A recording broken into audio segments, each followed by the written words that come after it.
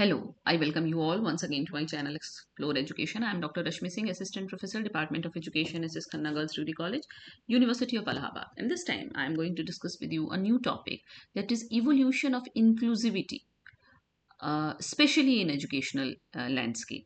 Okay आजकल सबसे ज़्यादा बात अगर आप पढ़ रहे हों, देख रहे हों आसपास, इवन राष्ट्रीय शिक्षा नीति 2020 में जो सबसे ज़्यादा बात की गई है वो इंक्लूसिविटी पे की गई है। बहुत इस पर बात हो रही है दुनिया भर में, जब से एजुकेशन फॉर ऑल और ये सारी बातें आई कि सभी के लिए शिक्षा, NCLB, no child left behind, ये सारे कंसेप्ट जब शिक्षा में आए तो इंक्लूसिविटी की बात आई कि हमको सबको इंक्लूड करके चलना है, किसी को भी छोड़ना नहीं है।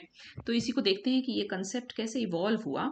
तो the evolution of inclusivity is an on going journey. ये सतत चलने वाली प्रक्रिया, ऐसा नहीं है कि हम इस पर मतलब ये मंजिल से ज्यादा रास्ता भी जरूरी है कि कैसे हम पा रहे हैं इंक्लूसिविटी को, है ना। रिक्वायरिंग कलेक्टिव एफर्ट, इसमें सामूहिक प्रयास की जरूरत पड़ती है, एंड कमिटमेंट, सभी लोग कमिटमेंट अपना शो करेंगे कि हाँ हम ऐसा करना चाहते हैं तो ही आप इसको प्राप्त कर सकते हैं। To create a more equitable and accepting world, तो हम ऐसा संसार बना सकें जो ज़्यादा समता मूलक हो, जिसमें सबकी एक्सेप्टेंस हो। It has transformed from a focus on integration to embracing acceptance, dignity and equity. ये तीन इसके स्पेशल डायमेंशंस हैं कि प्रत्येक अपने आप को स्वीकार्य महसूस करे, प्रत्येक की डिग्निटी हो और प्रत्येक की ज़रूरत के हिसाब से उसके साथ ट्रीटमेंट किया जाए। तो जो इंक्लूसिविटी का कंसेप्ट है वो इंटीग्रिटी नहीं, इंटीग्रेशन से आया है और अब इंक्लूसिविटी तक पहुंच रहा है। तो इवोल्यूशन ऑफ इंक्लूसिविटी की अगर बात करें तो बहुत सारे ट्रांसफॉर्मेशंस के बाद इंक्लूसिविटी की बात एजुकेशन में की जाने लगी है। शुरुआत में हम इंटीग्रेशन सेग्रीगेशन करते थे, ये आगे वाली स्लाइड में, फिर इंटीग्रेट किया और फिर इंक्लूसिव किया। तो कुछ की माइलस्टोन्स हैं इसके लिए, कैसे कैसे ये आया। तो सबसे पहले जो सालामांका स्टेटमेंट आया था 1994 में, उसने इंक्लूसिव एजुकेशन पे बहुत बल दिया था। Emphasized inclusive education, advocating for schools to accommodate all students regardless of abilities और डिसेबिलिटीज। इसने कहा कि जो स्कूल्स हैं, जो विद्यालय हैं, उनको सभी विद्यार्थियों को अपने आप में समाहित करना चाहिए, उनके पास कोई भी योग्यता या अयोग्यता हो।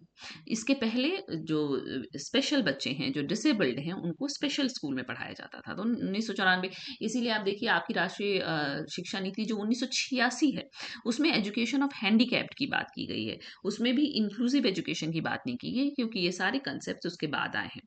फिर UN convention on the rights of persons with disabilities 2006 में आया, और इसमें का जो आर्टिकल 24 था उसने भी प्रमोट किया इंक्लूसिव एजुकेशन को, ensuring equal access to quality education for persons with disabilities. और इसने भी, इस आर्टिकल ने भी बल दिया कि हम जो डिसेबल्ड लोग हैं उनको भी क्वालिटी एजुकेशन तक उनकी इक्वल एक्सेस इंश्योर कर सकें।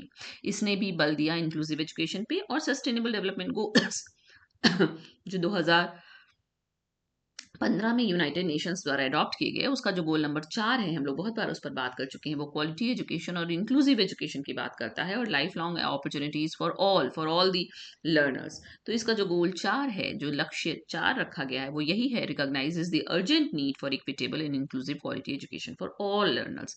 ऑल जब आपने कहा तो इसका मतलब आपने सबको ले लिया, फिर आपने किसी को छोड़ा नहीं। तो सभी सीखने वालों के लिए हम गुणवत्तापूर्ण शिक्षा और समता मूलक और समावेशी शिक्षा की अर्जेंट आवश्यकता है, ऐसा गोल 4 कह रहा है। तो ये भी इंक्लूसिविटी को बढ़ावा दे रहा है। तो इवोल्यूशन ऑफ इंक्लूसिव एजुकेशन, कैसे कैसे हम यहाँ तक पहुंचे हैं। 1950 से 1960 का जो दशक था वो सेग्रीगेशन का था, पृथक्करण का था। जो डिसेबल्ड बच्चे थे उनको सेपरेट सेटिंग में शिक्षा दी जाती थी, और often with limited access to resources, और उनके पास संसाधन सीमित होते थे।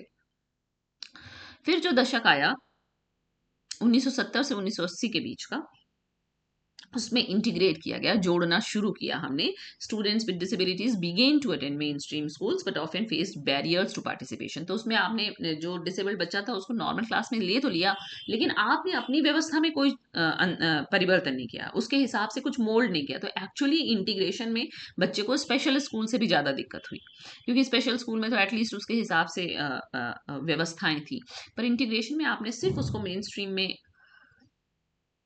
शामिल करने की कोशिश की, लेकिन आपने उसके पार्टिसिपेशन के लिए जो बैरियर्स थे उनको नहीं हटाए। फिर आया इंक्लूजन जो 1990 से आया है और आज तक चल रहा है, emphasis on adapting teaching methods. यहाँ पर हम बदल रहे हैं, अपना शिक्षण विधियां बदल रहे हैं, अपना पाठ्यक्रम बदल रहे हैं, वातावरण बदल रहे हैं, जिससे कि जो बच्चा जो डिसेबल्ड है या जो जिसको कोई किसी भी प्रकार की जिसमें दिव्यांगता है, उसकी जो विविध आवश्यकताएं हैं उसको पूर्ति कर सके। वो क्लासरूम,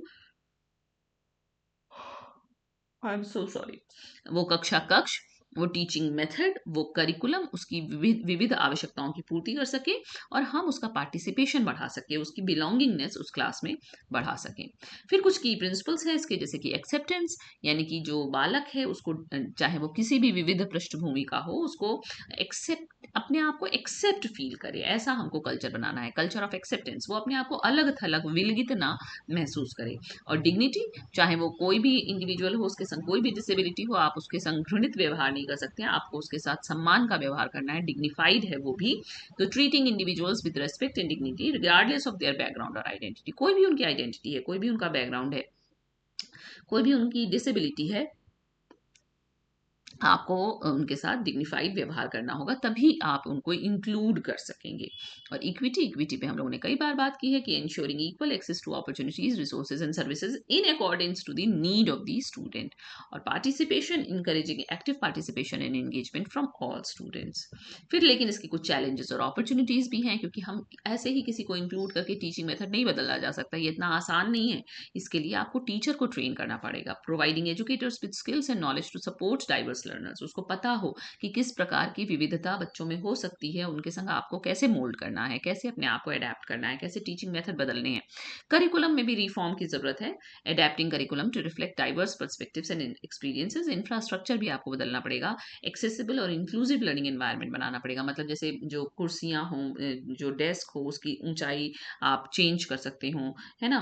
जो इस तरीके का हमको इंफ्रास्ट्रक्चर, को फिक्स्ड ना हो, है ना, मूवेबल हो, मोबाइल हो। और पॉलिसी भी सपोर्ट करें, implementing policies that promote inclusive education and address systemic barriers. इस तरीके का नीतिगत सहयोग भी आप अपेक्षित है। फिर फ्यूचर डायरेक्शंस इसके क्या हैं? आजकल तो यूडीएल की बात होती है, यूनिवर्सल डिजाइन फॉर लर्निंग, यानी कि हमको हर किसी के हिसाब से अपनी लर्निंग डिजाइन को चेंज करना है, यानी कि आपका टीचिंग मेथड फ्लेक्सिबल होना चाहिए। टेक्नोलॉजी इंटीग्रेशन की बात है कि टेक्नोलॉजी को इंटीग्रेट करके आप डाइवर्सिटी को सपोर्ट कर सकते हैं, एक्सेसिबिलिटी को बढ़ा सकते हैं और कम्युनिटी इंगेजमेंट, यानी कि fostering partnerships with families, communities and organisations to support inclusive education. आप फैमिली से डिटैच होकर, कम्युनिटी से डिटैच होकर इंक्लूसिव एजुकेशन नहीं दे सकते, आपको उनके संग पार्टनरशिप करनी पड़ेगी, कोलैबोरेशन करना पड़ेगा, उन परिवारों से जिनसे ये बच्चे आ रहे हैं, उन समुदायों से, उन संस्थाओं से, तब जाकर आप समावेशी शिक्षा को सपोर्ट कर सकेंगे। So, by understanding the evolution of inclusivity in education, we can work towards creating more inclusive and equitable learning environments for all students, है ना। तो जब हम समझेंगे कि शिक्षा में समावेशिता का उद्भव कैसे हुआ है, तो हम निश्चित रूप से एक बेहतर समतामूलक और समावेशी जो अधिगम का वातावरण है वो सभी विद्यार्थियों के लिए उसके उसकी तरफ काम कर सकेंगे।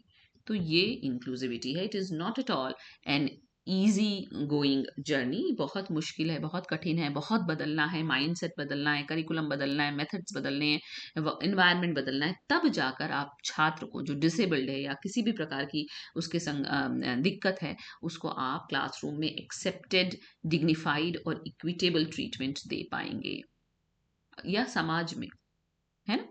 Okay, so thank you and don't forget to like and subscribe my channel explore education.